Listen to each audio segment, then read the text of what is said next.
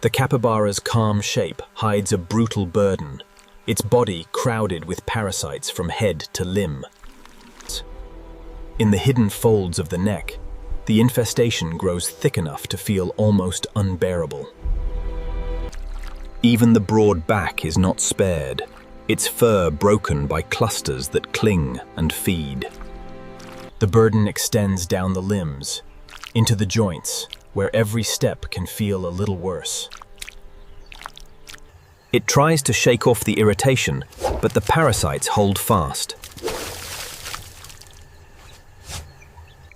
For a moment, the capybara fights back, but the worst places remain out of reach. It rubs against whatever it can find, seeking relief that never fully comes. The discomfort is quiet but constant, pressing on every pause and every breath.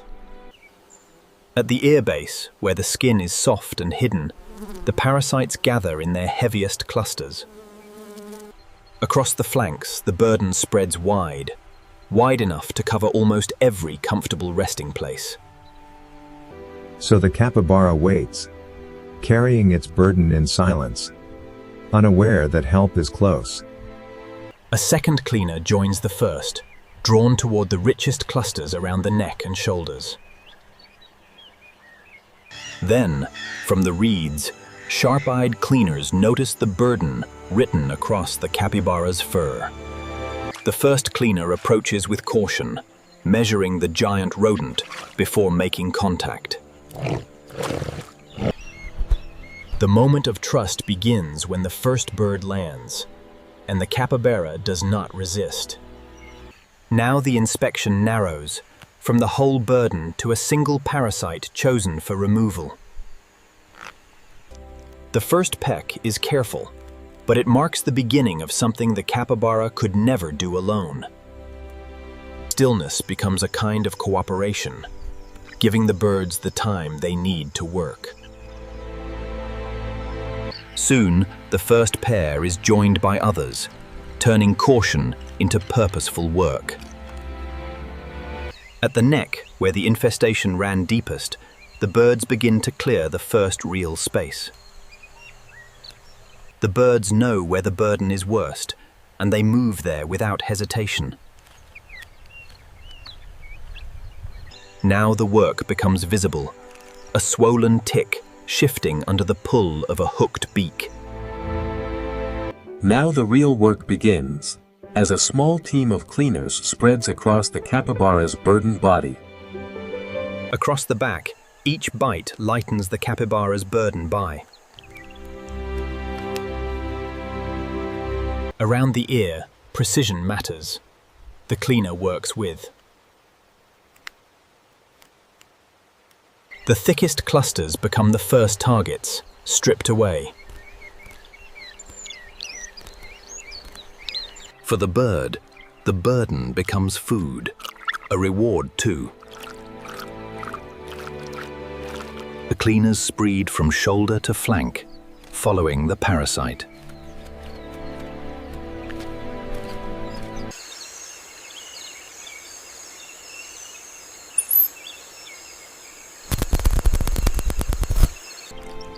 Already, the capybara's body begins to soften, as the first. Even the face, too delicate for rough rubbing, is now. Together, the birds turn a single meal into a coordinated effort across the whole body.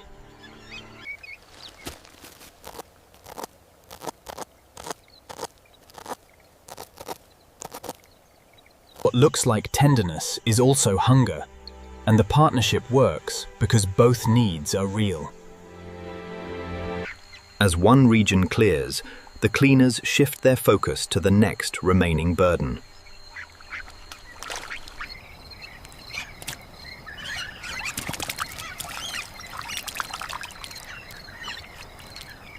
Only the densest pockets remain, and the birds turn to them with renewed focus. A parasite finally breaks free, and the capybara's burden becomes just a little lighter. Where there was restlessness, there is now a hint of calm, earned one parasite at a time. The difference can now be seen from a distance, the body looking lighter than it did before. Relief reaches the face first, softening the look of an animal that no longer seems trapped by discomfort. The stubborn clusters are the last to go, but even these are beginning to disappear. Where the shoulder was once crowded, only scattered remnants now remain. The last easy meals are taken with the same efficiency that marked the beginning.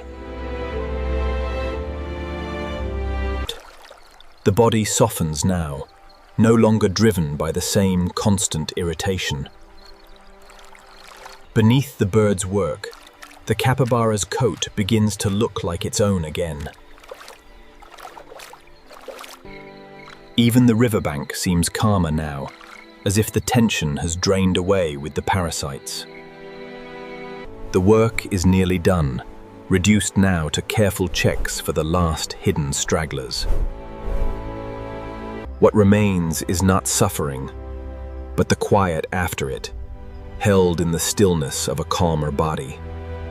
With the burden eased, the capybara finally moves, as if its body belongs to it again. The cleaners fall away one by one, their task complete, and their reward already taken. What remains is the same animal, yet clearly changed by the small lives that helped it. The proof is written in the fur itself, where crowded clusters once pressed against the skin.